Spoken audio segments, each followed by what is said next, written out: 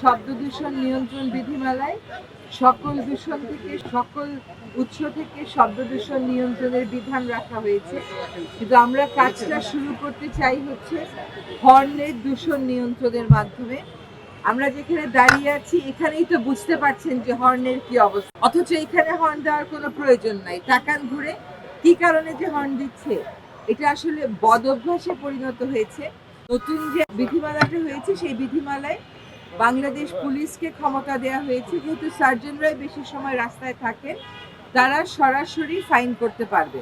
কাজটা আমরা শুরু করে দিয়ে যাচ্ছি, হয়তো পুরোদমে পুলিশ নামতে পারবে নির্বাচনের পরে, কিন্তু নতুন একটা বিধিমালা হয়েছে, এর অধীনে শাস্তির বিধান রাখা হয়েছে এবং সেই শাস্তি প্রয়োগ হচ্ছে বাংলাদেশে এই ধারাটা শুরু হোক। এর আগে কখনো এই ধারাটা শুরু হয়নি। আস্তে আস্তে মানুষের অভ্যাসে পরিবর্তন আসবে। আশা করি একটা কর্ম পরিকল্পনা নেওয়া হবে যে ঢাকা মহানগরীর কোন কোন জায়গাকে নীরব এলাকা ঘোষণা করা হয়েছে, সেই প্রত্যেকটা এলাকাতেই ওনারা আগামী 6 মাসে কিভাবে কাজ করবেন তার একটা পরিকল্পনা আমরা থাকতে থাকতেই আমরা চূড়ান্ত করে দিয়ে যাব, যাতে করে নতুন সরকার আসলে যদি পদেও রদবদল হয়, যিনি দায়িত্বে আসবেন তিনি এই কাজটা করতে পারেন। এবং আশা করি এই কর্ম পরিকল্পনাটা পুলিশ তাদের ওয়েবসাইটে দিয়ে দেবে, আমরা ডিপার্টমেন্ট অফ এনভায়রনমেন্টেরও ওয়েবসাইটে দিয়ে দিব, সো দ্যাট আপনারা এটা দেখতে পারেন যে এটা কতটুকুন বাস্তবায়িত হচ্ছে। প্রতিটা গাড়ি যেখানে হর্ন দেয় সেখানে এটা একটা কঠিন কাজ হবে, কিন্তু এটা অসম্ভব কাজ না। এরকম কাজ সম্ভব করা হয়েছে নিকট অতীতেই আমাদের পাশের দেশ নেপালে।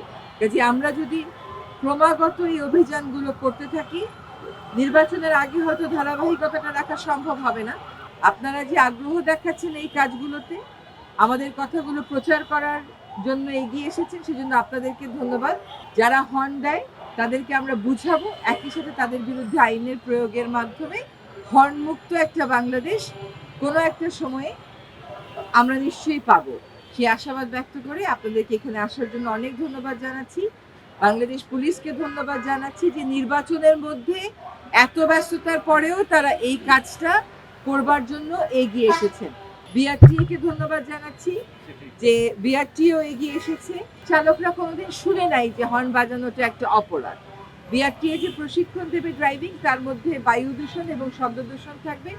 ঢাকা দক্ষিণ সিটি কর্পোরেশন আমাদেরকে এই যে সাইন বোর্ডগুলো লাগাবার জন্য সাহায্য করেছেন, এই এলাকাটাকে নীরব ঘোষণা করার জন্য সাহায্য করেছেন।